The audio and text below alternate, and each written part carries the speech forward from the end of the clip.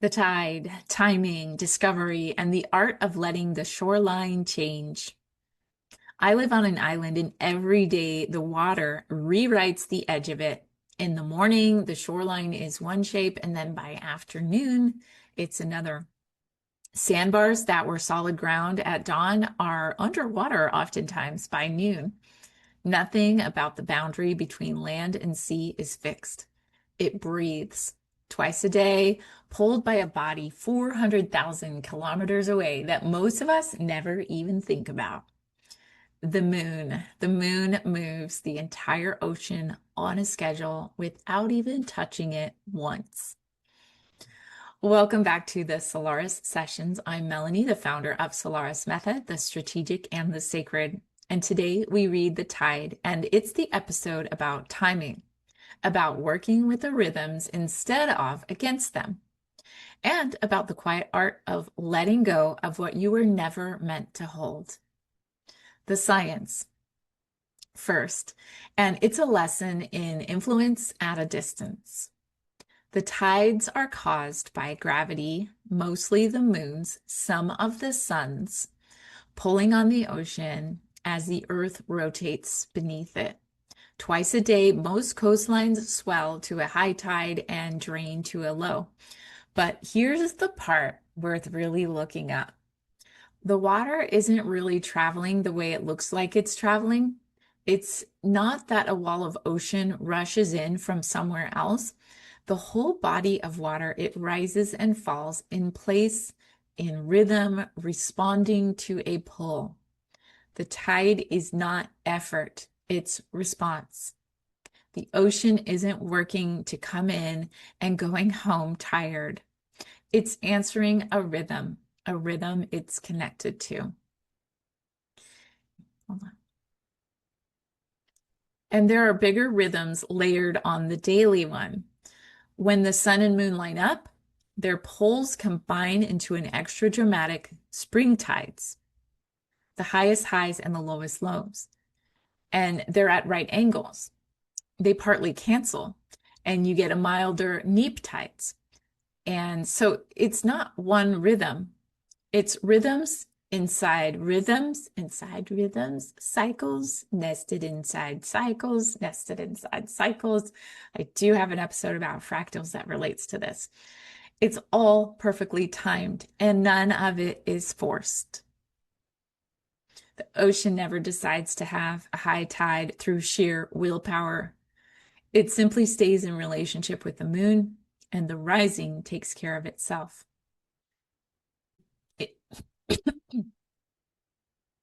There's a whole zone of life built around this rhythm, the intertidal zone, the band of shore that's underwater half the day and exposed the other half. And the creatures that live there, they're not the ones fighting the tide. They're the ones that adapted to it, that learn to open when the water comes and close when it goes, and to hold on during the pull and feed during the flood. They don't resent the rhythm. They're built from it. Now the strategy. 2 lessons, and they matter enormously right now. The first is about timing and flow. So much of business, the first is about timing and flow. The first is about timing and flow. So much of business is founders trying to force a high tide through sheer effort and pushing a launch when the energy just isn't there, demanding that the market rise on their schedule and exhausting themselves trying to manufacture momentum that isn't in season. The tide teaches us the opposite. Find the rhythm and ride it. There are natural high and low tides in every market, every audience, and every year. And times when attention floods in and times when it recedes.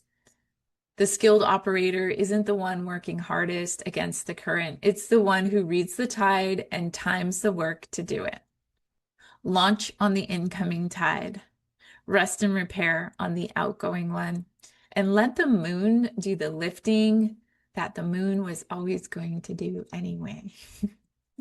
The second lesson is the big one for this exact moment in history, and it's about how people find you at all.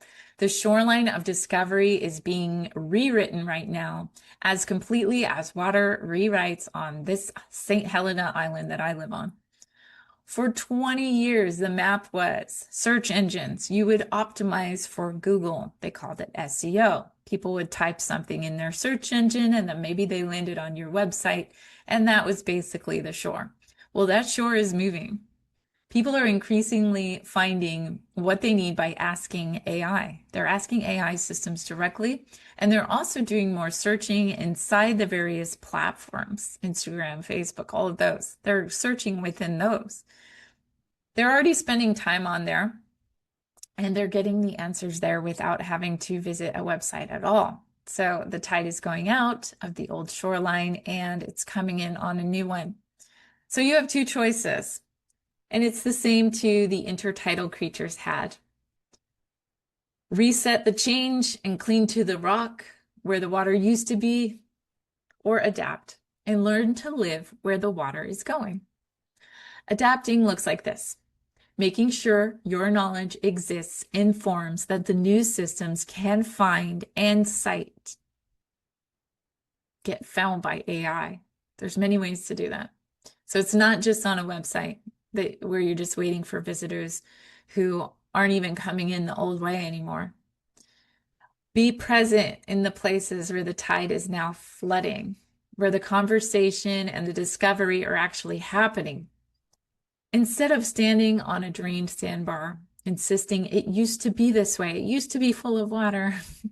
The shoreline, it's not betraying you by moving. That's just what shorelines do. They move. That's their deal. The only real danger is refusing to move and adapt with it. And notice the deeper principle under both lessons. The ocean's power comes from staying in relationship, not from forcing. You want your business to rise like a tide, reliably, powerfully, on rhythm. And the way you get that is not by pushing the water.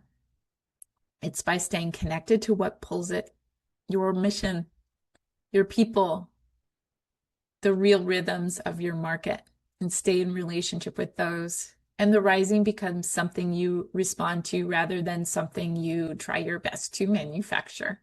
That's the difference between a founder who's exhausted and a founder who's in flow. One is trying to be the ocean. The other is staying in relationship with the moon. Now the correspondence. And of course, this one asks something of you. The tide's deepest teaching is that it lets go. Twice a day, fully. It releases the shore. It releases the cool sand castles and all the drawings and all the fun stuff. It just releases it. It doesn't cling, doesn't try to hold the high water mark there forever. The retreat is not a loss. It's just half the rhythm. And without the ebb, there is no flow. The going out is what makes the coming in possible. A tide that only rose would not be a tide. It would be a flood, and then that would be drowning, and we don't want that. So most of us are actually quite terrible at the ebb. We're really wonderful about reaching and rising and holding on, and then we grip relationships that have had their seasons. We grip versions of ourselves that we've outgrown, identities that may have fit us 5 years ago, or hairstyles. I probably should change my hairstyle. It's been a while. We grip control over outcomes that were never ours to control. We grip the shape of the shoreline the way it used to be, and all that gripping is exhausting because holding back the tide is the one job that can actually never be finished. And guess what? The ocean will always win. It's just a question of how tired you get before you let it. The correspondence teaching is the relief of the ebb. Some things in your life are meant to recede right now. And the pace comes not from clinging harder, but from trusting the rhythm. Trusting that what genuinely belongs to you operates on a tide, and what recedes on the outgoing water was either never yours to keep, or it is simply in its low phase and will return in its own time. You don't have to force the water to stay. You really can't. You don't have to chase it when it goes. That's just a waste of energy. You have to trust the rhythm you're connected to and let the shoreline just be what it is today. And I will say this gently because I've had to learn this so much myself. Walking that changing edge every morning, or even every month, or several years even. The grip often comes from a young and frightened version of myself that believes if it lets go of anything, it will lose everything. And that part isn't bad, it's just scared. And it just hasn't yet learned that the tide always comes back.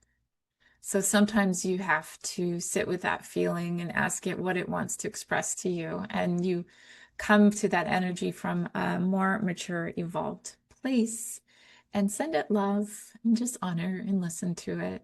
And I like to imagine hugging it back into wholeness because you are already whole.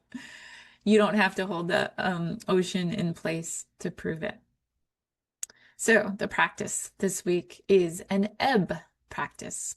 Find one thing that you've been gripping, one relationship, one outcome, maybe an old identity, one plan that some quiet part of you already knows is on the outgoing tide.